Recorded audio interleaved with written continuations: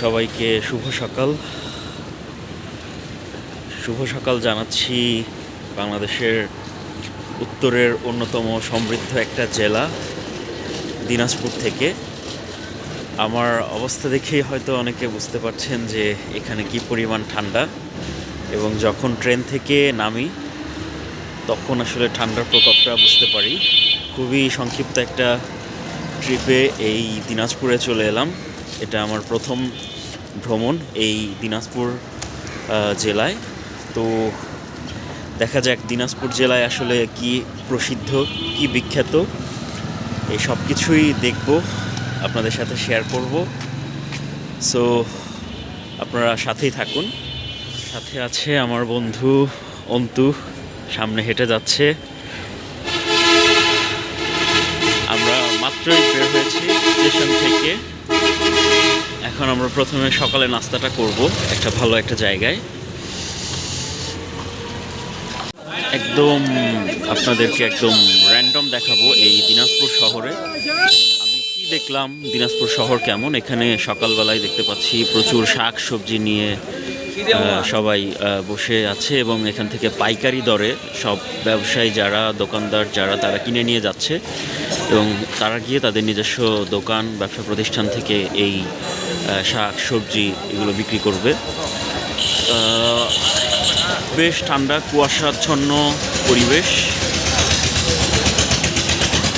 এটা হচ্ছে মুন্সিপাড়া।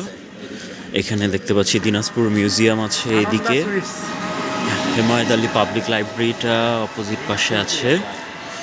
সুন্দর একটা মোড়, এবং এখন তো দোকান পাট সব কিছু বন্ধ। মানুষজনের আনাগোনা সকাল বাড়ার সাথে সাথে বেড়ে যাচ্ছে। তো আমরা একটু সামনের দিকে যাব। সামনেই দেখতে পাচ্ছি দিনাজপুর জেলা কারাগার। তো আমরা যাচ্ছি সানন্দা সুইটস, সেখানে সকালের নাস্তাটা খুব বিখ্যাত, সেখানে যাব। খুবই ঐতিহ্যবাহী একটা মিষ্টির দোকান।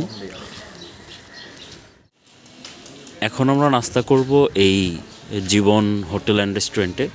খুবই প্রাগৈতিহাসিক টাইপের একটা দালানে এই হোটেল। তো একটু ভেতরে যাই, গিয়ে দেখি ভেতরে নাস্তার কি অবস্থা, চালু হয়েছে কিনা। এখনো জানি না যে নাস্তা শুরু হয়েছে কিনা। হয়তো হয়েছে। তো হয়েছে মোটামুটি। সকালের নাস্তা এখানে ডিম, মামলেট, ছোলার ডাল, আর এই যে গরম পরোটা। সকালের নাস্তা শেষ করেই আমরা চলে এলাম দিনাজপুরের শিক্ষা বিস্তারের অন্যতম যে প্রতিষ্ঠান হাজী দানেশ বিজ্ঞান ও প্রযুক্তি বিশ্ববিদ্যালয়। এই সুন্দর ছায়াঘেরা বিশ্ববিদ্যালয়ে আমাদের স্নেহের ছোট ভাই আতিক এই বিশ্ববিদ্যালয়ের বর্তমান ছাত্র। ও নিয়ে আসলো এবং ওর হল এবং ওর হলের রুম সব কিছুই দেখালো, এবং এর ফাঁকে আমরা বের হলাম পুরো ক্যাম্পাসটা ঘুরে দেখতে। বেশ মনোরম, ছায়া সুনিবিড় ক্যাম্পাস। খুব বেশি আয়তনে বড় না হলেও এর মাঝেই হল, অ্যাডমিনিস্ট্রেশন, একাডেমিক ভবন সহ অন্যান্য স্থাপনাগুলো রয়েছে। অর্থাৎ এখানে বিশ্ববিদ্যালয়ের একটা পূর্ণাঙ্গ পরিবেশ পাওয়া যায়। আর এইখানে যে সাবজেক্টগুলো রয়েছে সেগুলো খুব ভালো। ইঞ্জিনিয়ারিং, বিভিন্ন সায়েন্স ফ্যাকাল্টি সহ বিজনেস ফ্যাকাল্টি সব কিছুই খুব ভালো। উত্তরবঙ্গের বেশিরভাগ জেলা থেকে অনেক ছেলে মেয়ে এখানে পড়তে আসে, এবং এইখানে প্রতি বছর প্রায় কয়েক হাজার শিক্ষার্থী ভর্তি হয়, এবং তারা প্রতি বছর গ্র্যাজুয়েশন সম্পন্ন করে বের হয় এই ক্যাম্পাস থেকে। আমার বন্ধু রাকিবের বিয়েতে, তো বিয়ে আল্লাহর রহমতে ভালোভাবে সম্পন্ন হয়েছে। এখন এখানে একটা ট্রেডিশনাল গেম, এই হাড়ি থেকে একটা পানি ভর্তি হাড়ি, এর ভিতরে ফুলের বিভিন্ন পাপড়ি আছে, আংটি খুঁজে পেতে হবে।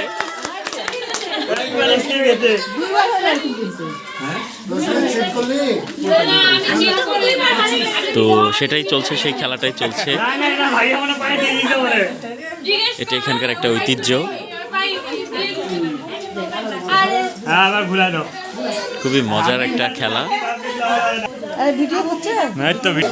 এই তো আবারও আরেকটা টার্ন, দুজনই চেষ্টা করছে। দুইবারই আসলে ভাবি আংটিটা পেয়েছে। রাকিবের ব্যাড লাক।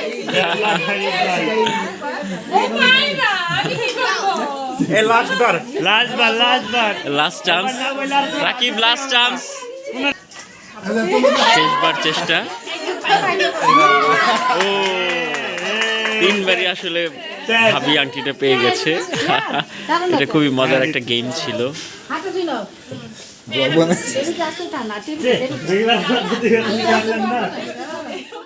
এই যে দিনাজপুরের বিখ্যাত সানন্দা সুইটসে সকালের নাস্তা করতে এসে যদিও পরোটা পাইনি, এখানে খুব চমৎকার সব মিষ্টি। এটার নাম জানি কি, স্যান্ডউইচ। এটা হলো মালাই স্যান্ডউইচ, শর্ট স্যান্ডউইচ, আর এটা হলো হাড়ি ভাঙা। আর সাথে সিঙ্গারা নিয়েছি, নিমকি আছে। এগুলো খুব বিখ্যাত এখানকার। সানন্দ দীর্ঘ প্রায় 100 বছরের ঐতিহ্য তাদের। সানন্দা সুইটসে নানা রকম মিষ্টি ট্রাই করলাম, সানার জিলাপি। আপনাদেরকে একটু দেখাই, এখানে শাহি কালোজাম, হাড়ি ভাঙা মিষ্টি, মালভোগ, কমলা চমচম, ক্ষীরমোহন, নানা রকম আসলে এখানে মিষ্টি আছে। খুব ভালো লাগলো, প্রতিটা মিষ্টি খুব টেস্ট। আমি 2 রকমের মিষ্টি ট্রাই করলাম। এই পাশ দিয়ে আছে গুড়ের সন্দেশ, বিভিন্ন সন্দেশ, বরফি। খুব ভালো লাগলো সব কিছু মিলিয়ে।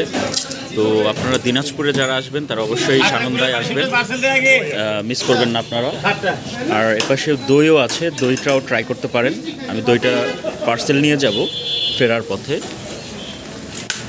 থেকে বের হয়ে আমরা এখন আছি দিনাজপুরের দুঃখিত একদম মেইন শহরে। এপাশে এই জলযোগ মিষ্টান্ন আছে, সেখানে আরও কী কী আছে সেটাও একটু দেখব। আর এটা হলো দিনাজপুর একদম মেইন শহরের যে রোড, বাজার, সেই বাজারের রাস্তা। এখানে অটো রিক্সা অনেক বেশি, তবে ভালো। এখানে একটু পুরান ধাঁচের বিল্ডিংগুলো বেশি দেখতে পাচ্ছি আমি। বেশ কিছু হোটেল আছে থাকার মতো এবং বস্ত্রালয়, প্রচুর কাপড়ের দোকান এখানে আছে।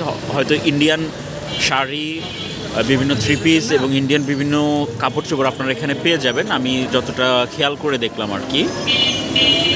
এবার আমরা নিয়েছি একটা অটোরিকশা করে এই দিনাজপুর শহরটা কিছুটা ঘুরে দেখব। এরপরে যাব রামসাগর। রামসাগর আমাদের নেক্সট ডেস্টিনেশন। বড় মাঠ, এটা বড় মাঠ, এখানে কালকে এসেছিলাম।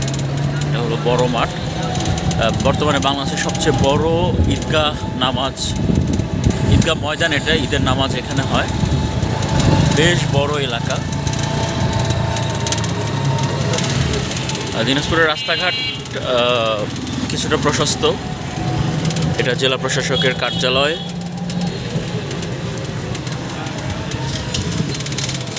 চলে এলাম রামসাগরে যাওয়ার রাস্তায়, কাছাকাছি। এখানে সুন্দর দিঘি আছে, ধুধু মাঠ। অনেকদিন পর এরকম ধুধু ফসলের মাঠ দেখতে পাচ্ছি, খুব ভালো লাগছে অনেক দিন পরে। চলে এসেছি রামসাগর। বারদুয়ারি লুকোচুরি খেলাঘর 1750 সাল থেকে 1755 সালে যেটি নির্মাণ করা হয়েছে, এখন সেই লুকোচুরি ঘর দেখতে যাব এবং এটা বেশ ওপরে। তো তবু আমরা একটু যাব, ভেতরে যাব। দেখে বোঝা যাচ্ছে খুব বহু বছর পুরনো এই স্থাপত্য। টেরাকোটার কাজ এখানেও দেখতে পাচ্ছি, প্রায় ভেঙে পড়েছে, প্রায় 250 বছরের বেশি এর বয়স। সব মিলিয়ে ভেতরে বেশ গা ছমছমে একটা পরিবেশ। তো যাই, দেখি কেমন। দেয়ালটা খুবই পুরনো, দেয়ালগুলো এবং ওঠার রাস্তাটাও বোঝা যায় এটা পরিত্যক্ত ধ্বংসস্তূপ। এখানে লুকোচুরি খেলা যায়।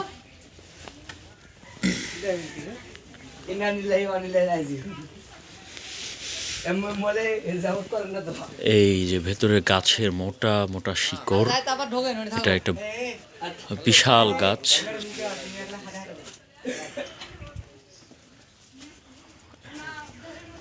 এটা নাম দিয়েছে লুকোচুরি খেলাঘর। হয়তো এখানে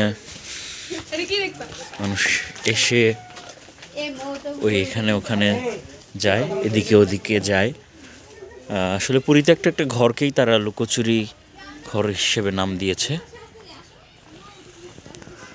বিশাল বট গাছ।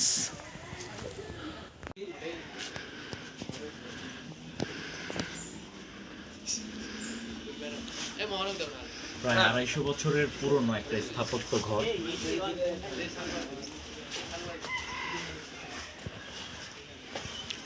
ভাই মজবুত, ইটগুলাই হাত দে তুই, ভালো মজবুত। উপরে যাবি?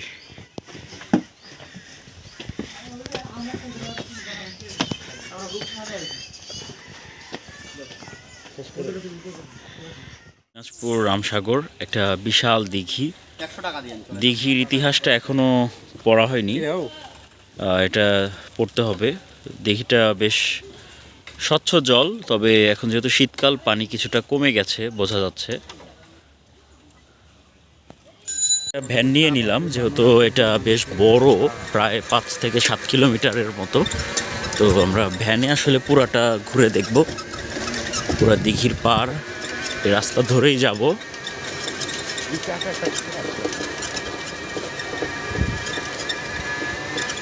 এপাশ দিয়ে কিছুটা বনের মতো, বাগান, বন বলা যায় না, এটা বাগান, ছোট বাগান। পিকনিক স্পটের জন্য খুব ভালো একটা জায়গা এটা, পিকনিক করার জন্য।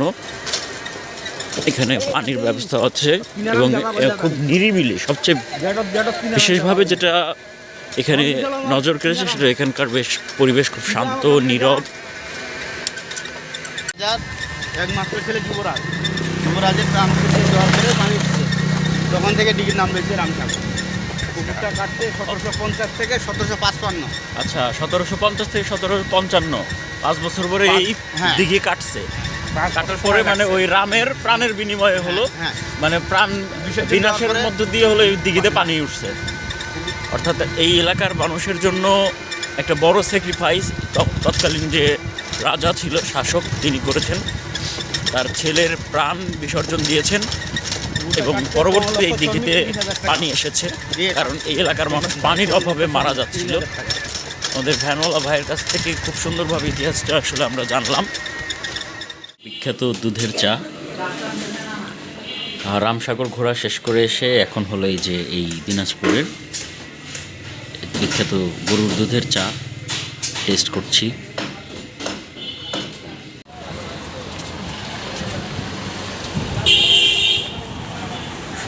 এখন আমরা চলে এসেছি দিনাজপুরের 10 মাইল এলাকায়। এখানে বিখ্যাত কিছু খাবার আছে, তার ভিতরে গরুর মাংস অন্যতম। তো আজকে আমরা লাঞ্চ করব এখানেই, দিনাজপুরের 10 মাইলের সেই বিখ্যাত গরুর মাংস দিয়ে। তো এখন যাচ্ছি আমরা, দেখা যাক সেটার টেস্ট কেমন এবং আপনাদেরকেও জানাবো। হলো দিনাজপুরের 10 মাইলের 5 স্টার হোটেল। এখানে বিখ্যাত সেই গরুর মাংস পাওয়া যায়, তো সেটা খেতেই মূলত এখানে আসা। এখন আমরা ভেতরে বসবো, বেশ ভিড় দেখতে পাচ্ছি, অনেকে এসেছে। আমরা একটা জায়গায় নিয়ে বসে পড়বো।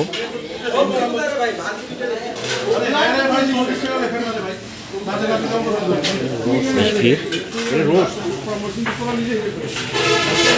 এই তো একদম সব ধোয়া ওঠা গরম ভাত, তার সাথে বিভিন্ন এখানে ছোট মাছ চচ্চড়ি, এখানে বিভিন্ন রকম ভাজি, ভর্তা, কোয়েল রোস্ট, পাশে চিংড়ি আছে। এই হলো সেই বিখ্যাত গরুর মাংস। মাংসটা দেখে খুব ভালো লাগছে। আমাদেরকে দিয়ে গেল 160 টাকা বাটি। আর সাথে নিয়েছি একটা শুটকি মাছ দিয়ে একটা সবজি, মিক্স সবজি, গরম ভাত। এখন খাওয়ার ট্রাই করব। মাংসটা বেশ স্বাদ, টেস্টি এবং একটা খুব ঝালও না, খুব বেশি ঝাল এখানে দেওয়া হয়নি। তো সব মিলিয়ে বেশ ভালো লাগলো মাংসটা, খেতেও ভালো। যারা দিনাজপুরে আসবেন অবশ্যই এই মাংসটা করবেন। ঢ্যাপা নদী না, ঢ্যাপা নদীর উপরে ব্রিজ দিয়ে এবার চলে যাচ্ছি কান্তজির মন্দির, দিনাজপুরের সবচেয়ে প্রসিদ্ধ। এবং দিনাজপুরের নাম মনে পড়লে যখন সকলের মনে আসে কান্তজির মন্দির, সেই মন্দির দেখতে। একদম প্রখর রোদ, নদী শুকিয়ে চৌচির, এদিকে সুন্দর সবুজ মাঠ, শীতের দুপুর, বিশাল চত্বর দিনাজপুর কান্তজির মন্দির। আমরা মাত্র মন্দিরে যাওয়ার প্রবেশ পথে, এখান থেকে অনেকখানি হেঁটে ভেতরে তারপরে মন্দিরের যে বেদি তার কাছাকাছি পৌঁছাতে হবে। খুব সুন্দর মনোরম, দর্শনার্থী খুব বেশি নেই ছুটির দিন হলেও। তো আমরা এখন সামনে যাব, দেখা যাক ভেতরের পরিবেশটা কেমন। এপাশে বিশাল এক ঘর, মন্দিরটা দেখা যাচ্ছে এখান থেকে কিছুটা। এটা হয়তো মন্দিরের আশ্রমাগার।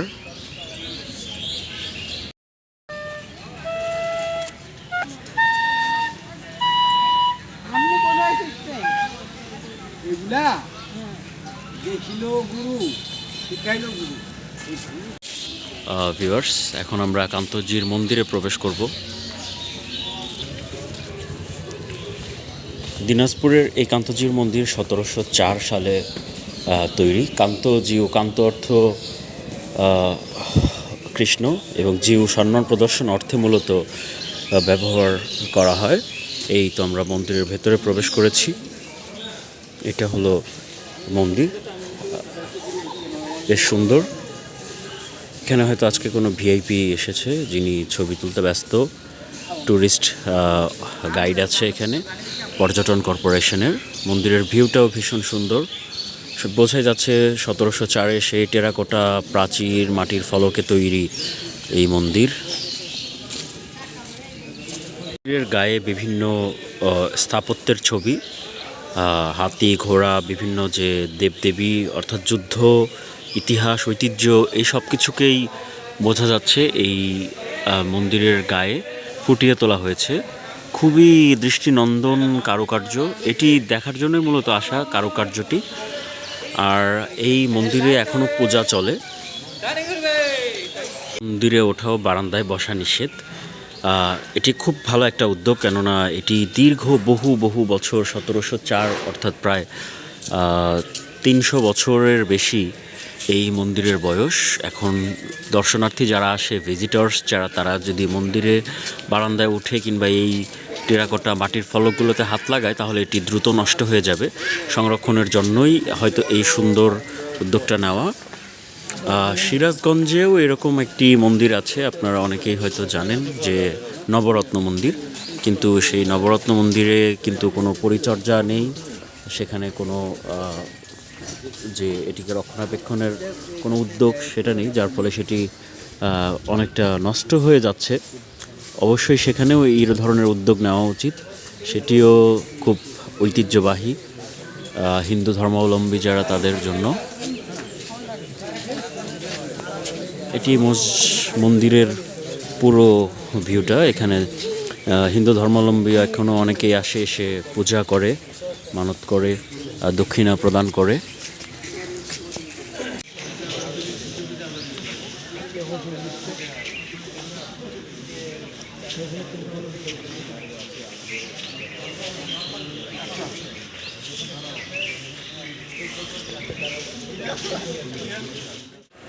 এটা হলো আমাদের বাস।